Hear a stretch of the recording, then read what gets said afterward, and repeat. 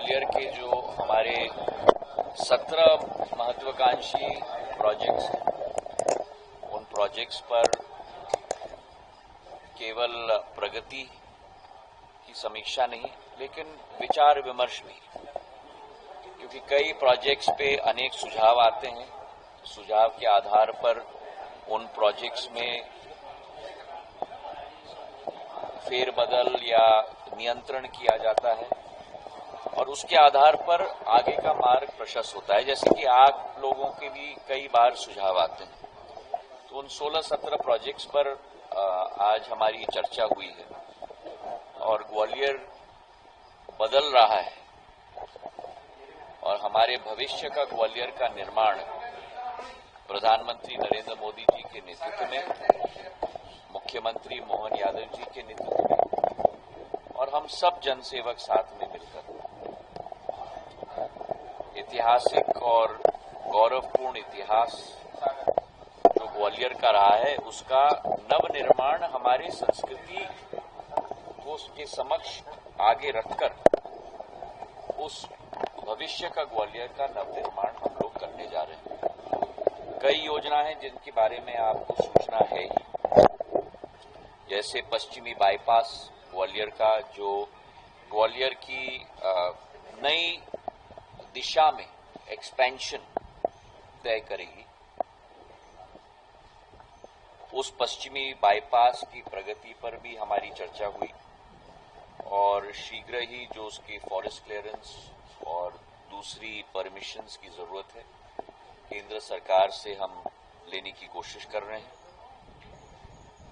दूसरा प्रोजेक्ट था हमारा आगरा ग्वालियर का ग्रीनफील्ड एक्सप्रेसवे। जैसे मैंने आपको पिछले बार भी कहा था कि यमुना एक्सप्रेसवे के आधार पर दिल्ली से आगरा हम बहुत जल्दी पहुंच जाते हैं और उसके बाद आगरा के ट्रैफिक में अटक जाते हैं और फिर आगरा के बाद 2 लेन हाईवे ही आता है ग्वालियर के लिए 120 किलोमीटर का और 2.5 घंटे 3 घंटे लगते हैं इस सफर को तय करने के लिए।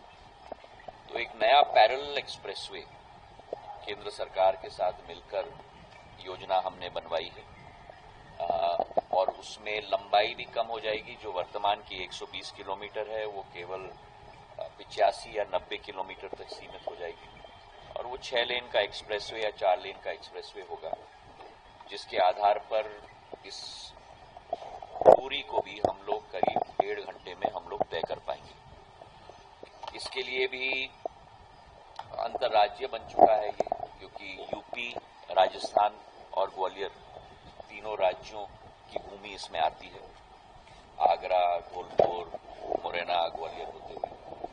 तो अनेक पट्टियां हैं जिसके लिए फॉरेस्ट क्लियरेंस और एनवायरमेंट क्लियरेंस की जरूरत है। तो सभी सरकारों के साथ हम फॉलो अप कर रहे हैं और उसके बाद कैबिनेट अप्रूवल के लिए जाएगी और उसके तहत इसकी शुरुआत होगी। तीसरा प्रोजेक्ट हम लोगों का गवर्नमेंट प्रेस जो बाड़ा का है, वहां एक औद्योगिक संग्रहालय हम लोग बनाने जा रहे हैं।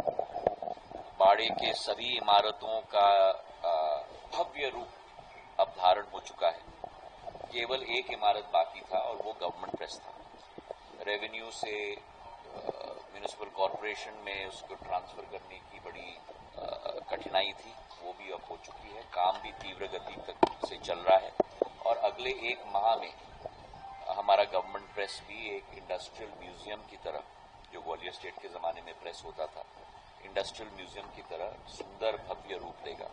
मैंने कहा है कि वो एक जीवित संग्रहालय भी होना चाहिए, ताकि जो ग्वालियर की कारीगरी है, हमारी क्षमता है, वो उसे पर्यटक को जीवित रूप में भी मिल पाए। तो अगले 1-1.5 माह में वो पूर्ण रूप से तैयार हो जाएगा।